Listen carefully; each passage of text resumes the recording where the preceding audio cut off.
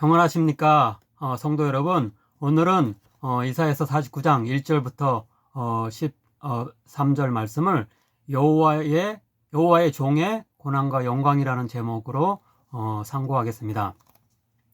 본문이 있는 49장에서 55장까지는 40장에서 55장까지 곧 제2 이사야서라고 불리는 부분의 전체 주제인 시온의 회복이라는 주제를 좀 더 구체적으로 다루며 결론 짓고 있습니다.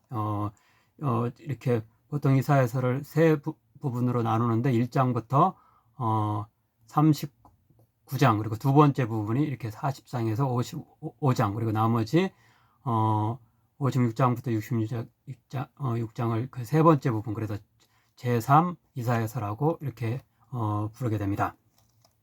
예, 이렇게 그 중간 부분인 제2 이사야서라고 불리우는 그런 부분의 전체 주제가 시온 회복이라고 했는데 이것에 대해서 이제 이렇게 좀 더 다루고 있다는 것이죠. 그런데 이 49장 그 앞부분에서, 그러니까 40장부터 48장까지에서는 주로 하나님과 우상을 대조하면서 능력의 하나님께서 페르시아의 왕 고레스를 통해 포로로 끌려간 유다 백성을 구원하실 것을 이렇게 주로 말씀했다고 한다면은 49장 이하에서는 그렇게 구원받을 유다 백성을 통해서 시온으로 상징되는 이스라엘이 어떻게 하나님의 언약 백성으로서의 영광을 회복할지에 대해서 주로 이렇게 설명하고 있다고 할 수 있겠습니다. 즉 본문이 나오는 49장의 14절 그리고 51장 3절, 11절, 16절 그리고 52장 1, 2, 7, 8절 등의 시온이라는 단어가 계속해서 나오고 있고요. 그런데 거기서 이제 대표적인 그런 구절로는 52장 7절, 8절을 들 수 있습니다. 좋은 소식을 전하며 평화를 공포하며 복된 좋은 소식을 가져오며 구원을 공포하며 시온을 향하여 이르기를 내 하나님이 통치하신다 하는 자의 산을 넘는 발이 어찌 그리 아름다운가. 내 파수꾼들의 소리로다. 그들이 소리를 높여 일제히 노래하니 이는 여호와께서 시온으로 돌아오실 때에 그들의 눈이 마주 보리로다. 예, 시온으로의 그런 이스라엘 백성들의 귀환에 대해서 이렇게 노래하고 있습니다. 또한 본문 49장 6절과 54장 10절 그리고 55장 3절 등에서는 언약이라는 그 단어가 나오고 있는데요. 대표적으로 55장 3절입니다. 내가 너희를 위하여 영원한 언약을 맺으리니 곧 다윗에게 허락한 은혜이니라. 예, 사무엘하 5장을 보면은 다윗이 당시 여부스에 속했던 예루살렘을 정복했는데요. 예루살렘에 위치한 난공불락의 그 성은 시온산에 위치한 시온성이었다고 합니다. 예루살렘에 이렇게 산이 몇 개가 있는데 그 중에서 난공불락의 그런 험악한 지형을 가진 그 시온산이 있었고 거기에 이제 성이 있었는데, 예, 그 시온성을 이렇게 굉장히 이렇게 정복하기 힘들었는데 다윗이 드디어 성공하게 됩니다. 어떻게 했냐면은 다윗이 부하들에게 바위를 뚫어 만든 물이 흐르는 통로가 있는데 그 통로를 찾아서 타고 올라가는 그런, 이렇게 다른 데로는 못 가는데 그 유일한 통로 하나가 있는데 그것을 이렇게 첩보를 이렇게 수집해서 그것을 이렇게 거기서 몰래 군사들을 보내서 점령하도록 했다고 이렇게 성경에 나와 있습니다. 이후 다윗은 수도를 북이스라엘과 남유다의 중앙에 위치한 이곳 예루살렘으로 옮겼고 통일을 이스라엘 국가를 세웠습니다. 그리고 이스라엘 역사에서 가장 위대하고 번성한 통치를 할 수 있게 됩니다. 사무엘하 7장을 보면 하나님께서는 선지자 나단을 통해서 다윗과 그의 왕국을 다음과 같은 언약 곧 약속의 말씀으로 축복하고 계십니다. 사무엘하 7장 12절부터 16절입니다. 내 수완이 차서 내 조상들과 함께 누울 때에 내가 내 몸에서 날 내 씨를 내 뒤에 세워 그의 나라를 견고하게 하리라. 그는 내 이름을 위하여 집을 건축할 것이요 나는 그의 나라 왕위를 영원히 견고하게 하리라. 나는 그에게 아버지가 되고 그는 내 아들이 되리니 그가 만일 죄를 범하면 내가 사람의 매와 인생의 채찍으로 징계하려니와 내가 내 앞에서 물러나게 한 사울에게서 내 은총을 빼앗은 것처럼 그에게서 빼앗지는 아니하리라. 내 집과 내 나라가 내 앞에서 영원히 보존되고 내 왕위가 영원히 경고하리라 하셨다 하라.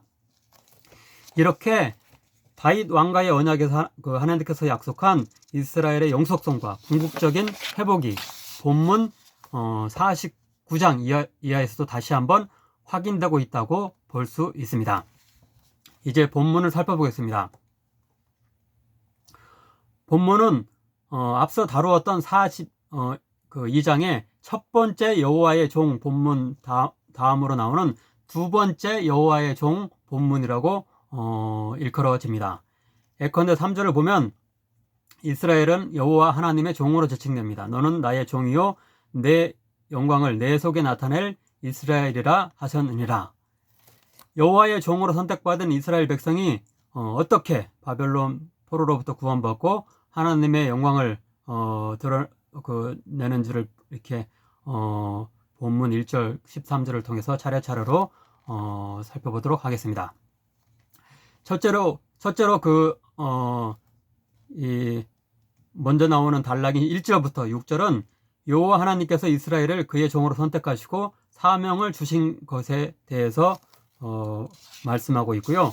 다음 단락인 두 번째 단락인 7절부터 13절에서는 하나님의 구원, 곧 영원한 왕국을 이룰 것이라는 다윗 언약 등의 약속대로 이스라엘 백성이 결국 바벨론 포로 등으로 열방에 흩어진 상황에서 벗어나 이스라엘 땅으로 귀환할 것에 대해서 말씀하고 있습니다. 그러니까 1절부터 6절은 그 종으로 선택하고 사명을 주신 것, 그리고 그 이하 7절부터 13절은 거의 구체적으로 어떻게 시온으로 다시 회복하게 하시는지를 이렇게 말씀하고 있다고 볼 수 있겠습니다. 예, 1절부터 6절을 먼저 보겠는데요. 1절 시작부와 6절 종결부는 단순히 이스라엘 자체와만 관련되는 것이 아니라 열방의 구원과도 이스라엘이 하나님의 여호와의 종으로 선택받은 것이 관련되어 있음을 밝히고 있습니다. 즉 잘 알려지지 않은 섬들과 멀리 떨어진 지역의 이방 사람들에게까지 곧 소망과 구원이 된다고 말씀하십니다. 섬들아 내게 들으라, 먼 곳 백성들아 귀를 기울이라. 여호와께서 태에서부터 나를 부르셨고 내 어머니의 복중에서부터 내 이름을 기억하셨으며 내가 또 너를 이방의 빛으로 삼아 나의 구원을 베풀어서 땅끝까지 이르게 하리라.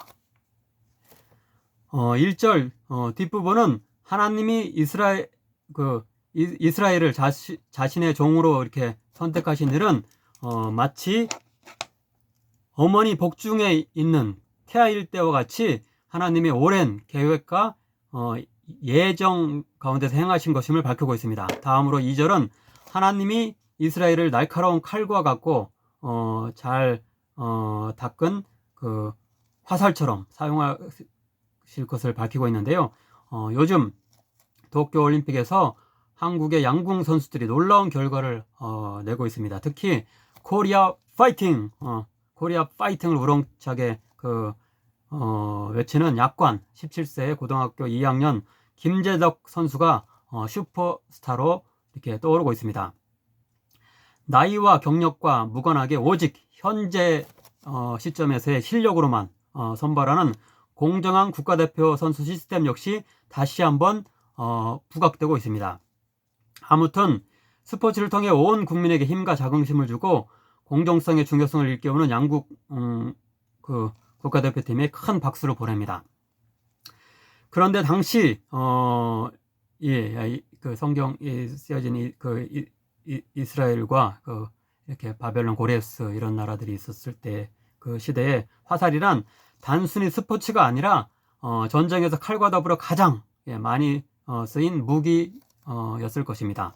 이런 전쟁의 승패를 좌우하는 칼과 화살과 같이 하나님의 역사를 이루기 위한 중대한 결정적 도구로 이스라엘을 부르셨다고 본문이 말씀한다고 이렇게 우리가 이렇게 이해할 수 있겠습니다.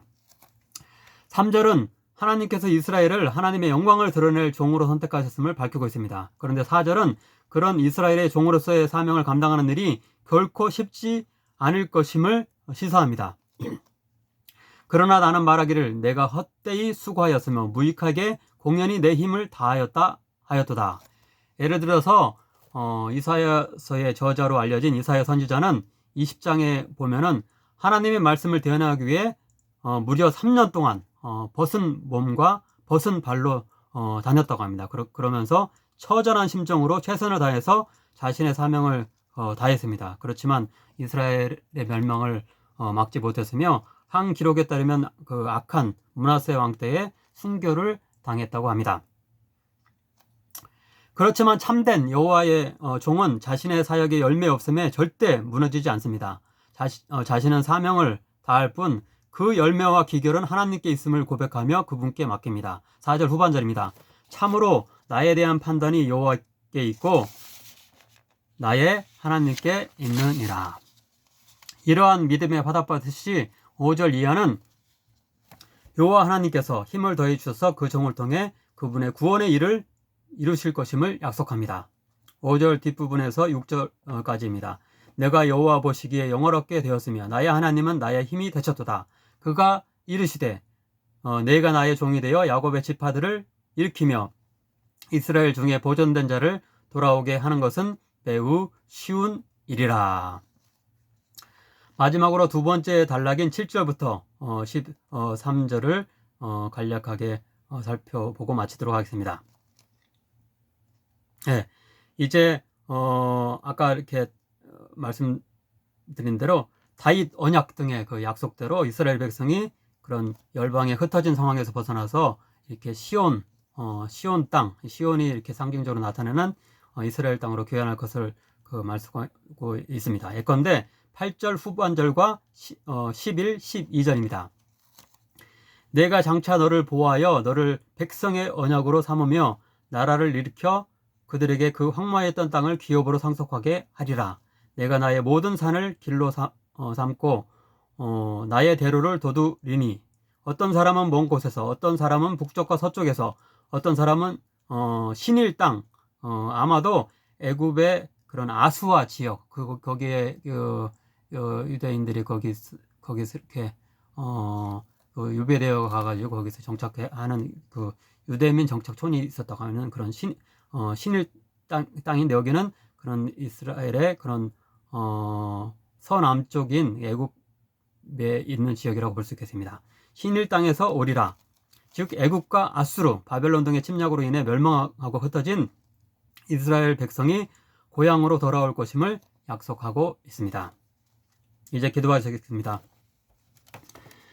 하나님, 오늘 말씀을 통해 하나님의 구원의 계획을 이루시기 위해 우리를 선택하시고 당신의 도구로 사용하심을 알게 하시니 감사드립니다. 때로 이사야 선지자처럼 당신이 주신 사명을 감당하지만 아무런 열매가 없고 고난만 당하는 것 같은 상황에 처할 수 있지만 결코 낙담하지 않고 그 결과는 하나님께 맡길 수 있는 믿음의 용사들 되게 하옵소서. 또한 우리의 연약함에도 불구하고 이스라엘 백성에게 그러하셨던 것처럼 약속하신 구원과 축복의 은혜를 잊지 말고 우리에게 베푸셔서 우리 주변과 열방에 주님의 빛과 영광을 드러낼 수 있는 자들 될 수 있도록 은총 허락하옵소서. 예수님의 이름으로 기도합나이다. 아멘.